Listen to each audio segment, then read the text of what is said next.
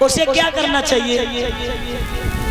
माता दादा पीछे, अगर कोई इंसान मरता हो, उसकी अंतिम सांसें हो, तो उसे क्या करना चाहिए?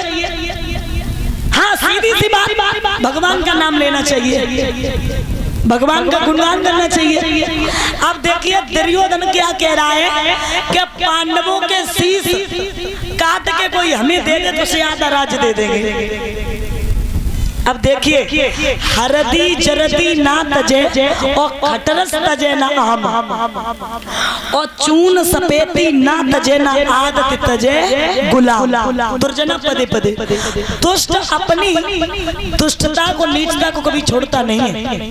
एक गांव में एक 80 साल का बुढ़ा मर रहो, 80 साल को। अब बाने पे लड़कन ने कही क्या लला, लड़कन ने कही बताओ कोई अंतिम इच्छा? हाँ अंतिम इच्छा है, ऐसा करो हमारे गुरु को बुलाए दो। गुरु आए, गुरु ने कही कहो क्या बात है, क्या चाह रहे? बोले अब कछु ना चाह रहे, कोई बताओ गीता रामायण भागवत सुनना चाहते हो ना? बोले सो कछु ना, जलेबी खाए ना, बर्फी खाओ ना, भुजिया खाओ ना, कछु ना। अरे कोई अंतिम इच्छा हो तो बताओ। बोले अंतिम इच्छा हमारी जय कि हम तो चले ही जाइए, लेकिन हमारा लड़का प्रधान बने चाहे कभू ना बने, लेकिन हमारा चाचा को लड़का जिंदगी में सदस्य ना बने पाए। अब गुरुजी ने गांव के लोगों ने कही कि बुढ़ा कहा तो कहा कि 80 साल की उम्र। तो गांव के लोग बोले महाराज जाकी पूरी जिंदगी निकल गई, पूरी जिंदगी जाको लड़का प्रधान हो ना पाओ और चाचा को जाने होना दो। तो देखिए ऐसे लोग 4-6 अगर गांव में हो जाए तो गांव का विनाश हो जाएगा। और एक तो ऐसा जरूर होता है पार्टी बंदी कराने वाला, आपके गांव में जरूर होए बिल्कुल। और ऐसे लोगों ने कोई भरोसा नहीं को बैकुंठ में पार्टी बंदी कराए दे। महाराज अश्वत्थामा गया तो उसने क्या देखा? रात्रि का वक्त है, एक क्रॉच नाम का पक्षी बदले की भावना सिखा रहा है।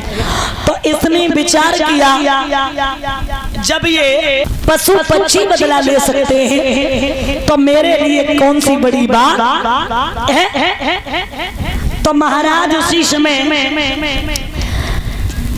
प्रमाण मिलता है कि जब पांडव सोते थे तो उनकी पहरेदारी स्वयं भगवान करते थे। अब यहाँ भगवान ने थोड़ी चाल चल दी, क्या कि जहाँ पांडव लेटते थे वहाँ पांडव के बेटों को लिटा दिया।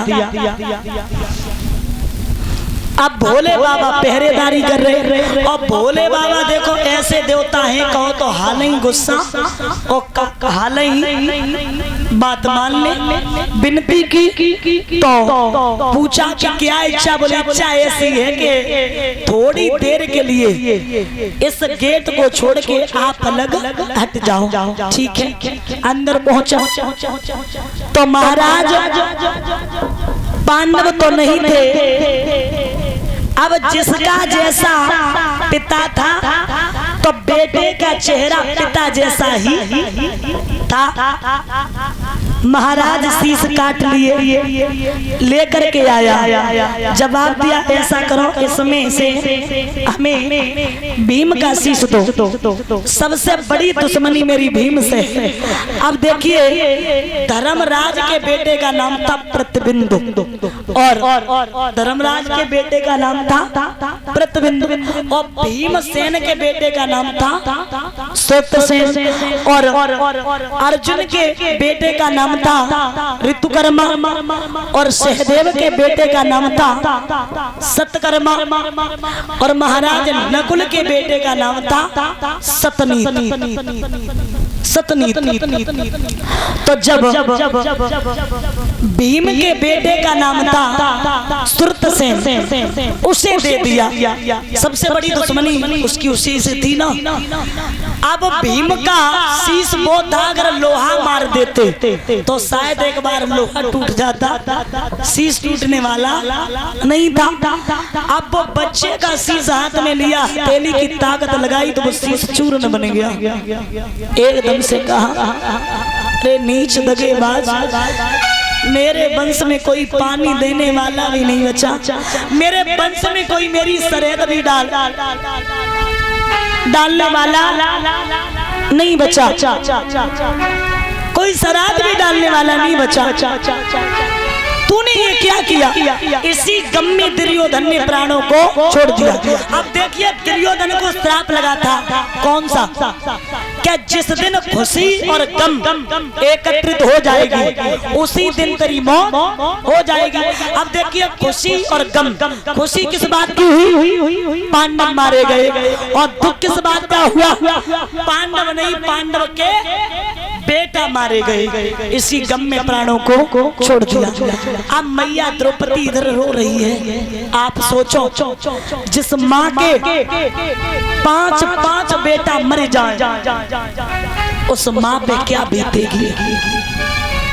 मैया बुरी तरीके से रो रही है। इधर जब मैया रो रही है तो भगवान लेकर के आए। अर्जुन ने रथ से बांध के लाके सामने खड़ा कर दिया अश्वत्थामा को। अब बताओ इसका क्या करें, मारे या छोड़े? बोले बिल्कुल नहीं। देखिए पहले तो ये जाति का ब्राह्मण है और दूसरा गुरु का बेटा है, मारने को आप मार दो, लेकिन अगर इसके मारने से मेरे बेटा वापस आ जाए तो मार दो, तो आप मार दो।